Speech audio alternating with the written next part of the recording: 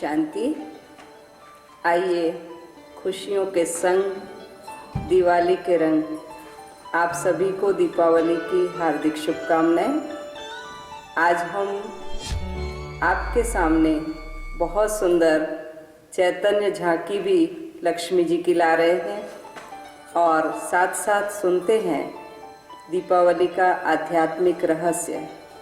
बहुत सुंदर रहस्य है, अंत तक सुनिएगा और ये रहस्य ज़रूर आपके जीवन में बहुत सारी खुशियाँ लेकर आएगा। आज तक हम दीपावली मनाते आए, हर वर्ष मनाते आए। हमारा भारतवर्ष है ही त्योहारों का देश। कोई ना कोई त्यौहार हम अपनी खुशियों के लिए मनाते रहते हैं, लेकिन इन त्योहारों में बहुत ही सुंदर आध्यात्मिक रहस्य छिपा होता है। तो आइए देखते हैं दीपावली में कौन सा सुंदर रहस्य छिपा है जो हमारे जीवन को खुशियों से भर देगा।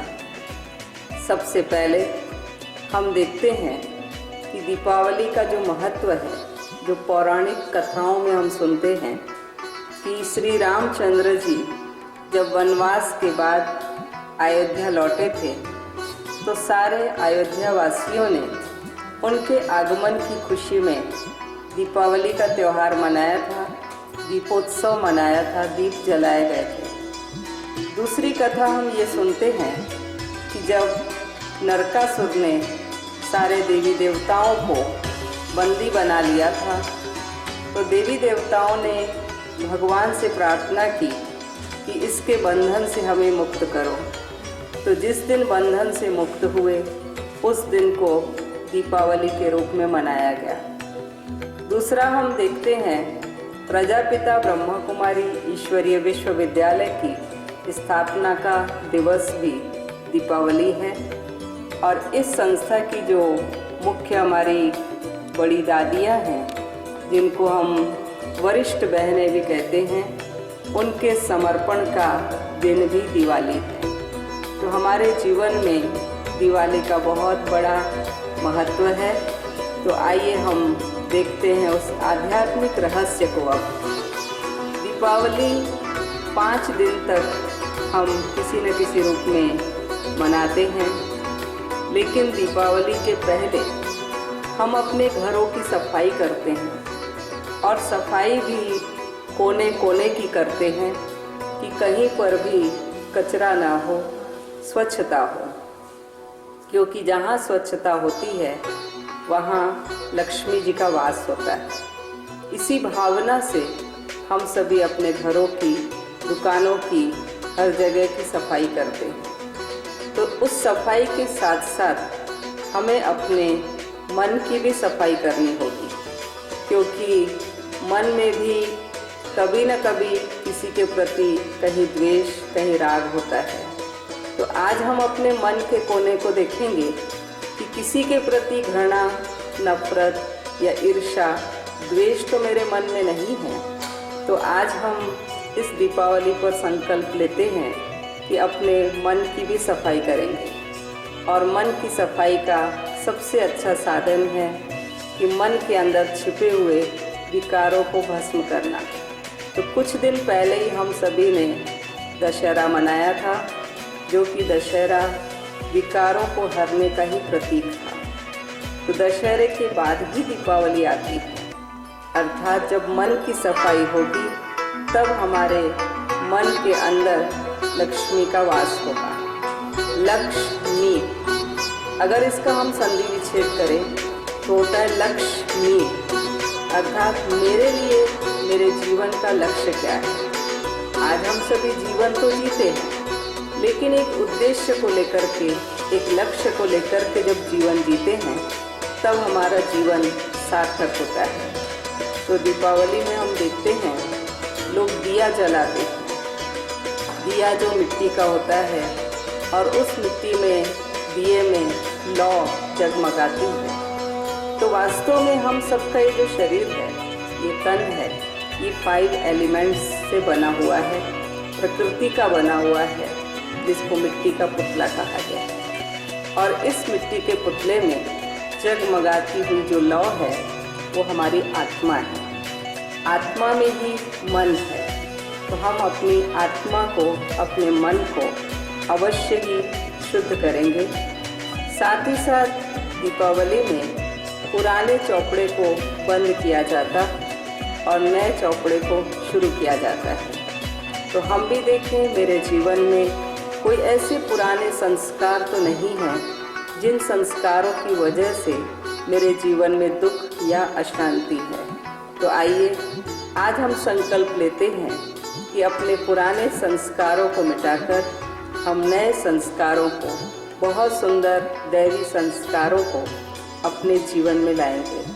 दैवी संस्कार कौन से हैं? सदा हर्षित रहना, खुश रहना, सुख शांति आनंद में रहना, ये हमारे दैवी संस्कार हैं। प्रेमपूर्ण व्यवहार करना, ये हमारे दैवी संस्कार हैं।